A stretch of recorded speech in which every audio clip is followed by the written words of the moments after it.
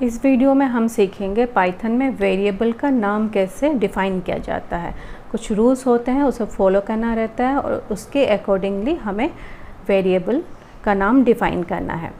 सबसे पहला रूल है स्टार्ट्स विथ ए लेटर और अंडरस्कोर। पाइथन में वेरिएबल का नाम या तो एक लेटर से स्टार्ट हो सकता है या फिर अंडरस्कोर। दूसरा रूल है contains only alpha numeric characters and underscore. जो भी नाम होगा उसमें हम सिर्फ और सिर्फ अल्फ़ा न्यूमेरिक कैरेक्टर्स इंक्लूड कर सकते हैं और अंडरस्कोर। अल्फ़ा न्यूमेरिक मतलब अल्फ़ाबेट्स और नंबर का कॉम्बिनेशन या फिर अंडरस्कोर उसमें इंक्लूड करेंगे। ओके, एग्जांपल देखते हैं। पहला एग्जांपल देखते हैं, एज इक्वल टू 25। यहाँ वेरिएबल एज का नाम ए से शुरू हो रहा है जो कि एक अल्फ़ाबेट है। नेक्स्ट है underscore name equal to John. तो यहाँ पे वेरिएबल का नाम अंडरस्कोर से स्टार्ट हो रहा है। उसके बाद के एग्जांपल में है subject underscore 1 equal to Python.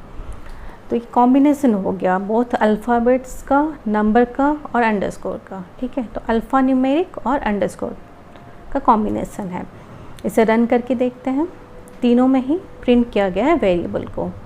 Run करते हैं। ठीक है, तो सबसे पहले आ गया 25, फिर जॉन और लास्ट में पाइथन।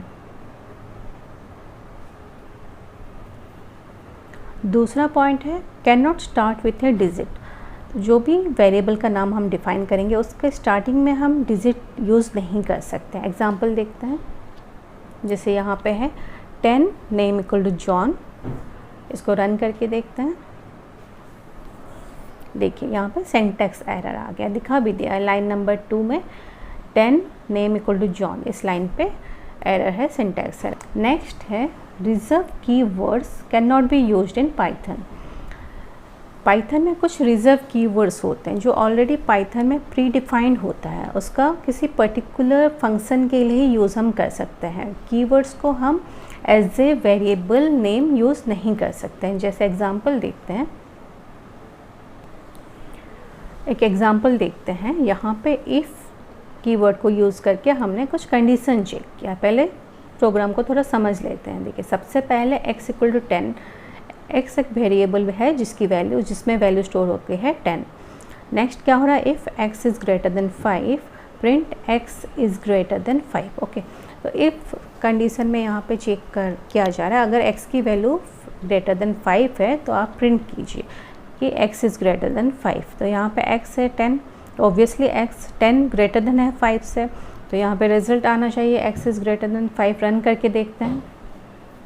ओके, आ गया है x इज़ ग्रेटर देन 5। अगर यहाँ पे मैं लिखती हूँ इफ़ इक्वल टू 2 मीन्स हमने कीवर्ड को as a variable name define किया, तो यहाँ पे रूल के हिसाब से एरर आना चाहिए। रन करके देखते हैं। ठीक है, तो हम कीवर्ड्स को as a variable name use नहीं कर सकते। तो ये थे रूल्स फॉर नेमिंग वेरिएबल्स।